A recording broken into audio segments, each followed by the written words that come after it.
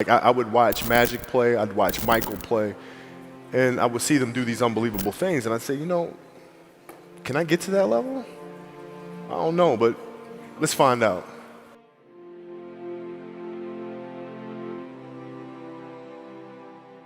Everything was done to try to learn how to become a better basketball player. Everything. And so when you have that point of view, then literally the world becomes your library to help you to become better at your craft. So because you know what you want, the world's giving you exactly the information you 100%, need to become better at it. Because you know what you're looking for. So at 13 years old, I had a kill list. They used to do these rankings. It was Street and Smith basketball rankings. And I was nowhere to be found because I was like 6'4", scrawny, like 160 pounds soaking wet. So I was like 57 on the list. And so I would look at 56, 55, all the way up to number 1, who these players are, what club teams they played for. So when we go on the AAU travel circuit, I got to hunt them down, right? And so that became my mission in high school, is to check off every other person, all those 56 other names, hunt them down and knock them down. How did you get mentally and emotionally so strong where it doesn't bother you? Well, you know, you got to look at the reality of the situation. You know, like for me, it's not, you know, you kind of got to get over yourself. It's not about you, man. Like, oh, okay, you feel embarrassed. You're not that important. Like, get over yourself. That's where you go. Get over yourself, right? Like you're worried about how people may perceive you, and like you're walking around and it's embarrassing because you shot 5 air balls.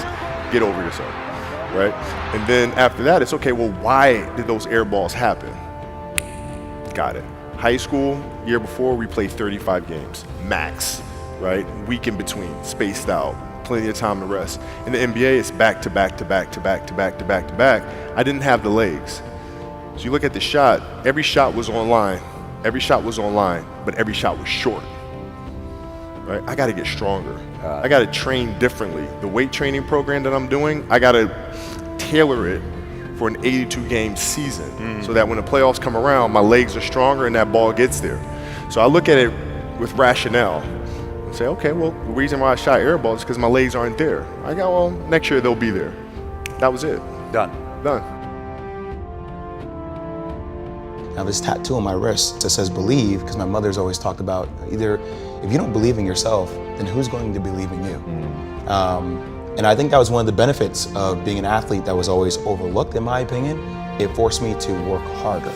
I always try to outwork people, right? That's just how I made my mark. So the game was at 7.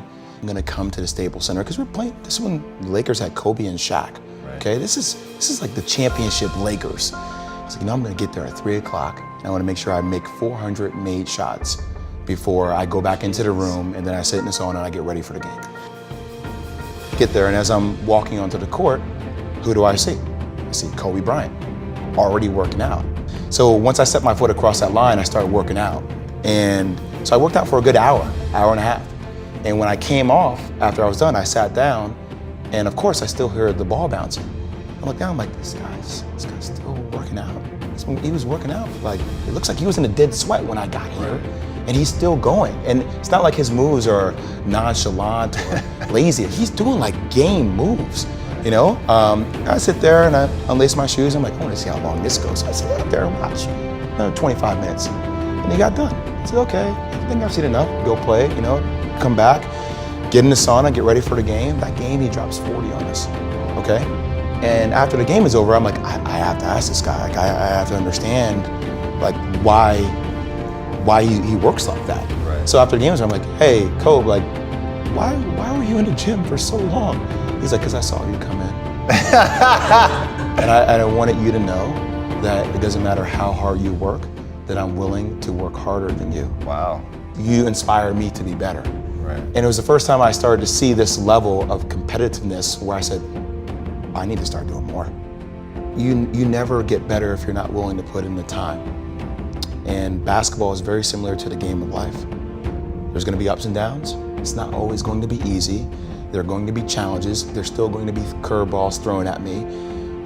But if you put in the work and you constantly put in the work, you can't allow that one mistake to go into the next play.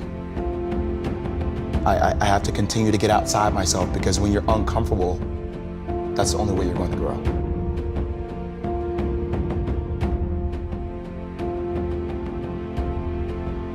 Mamba out.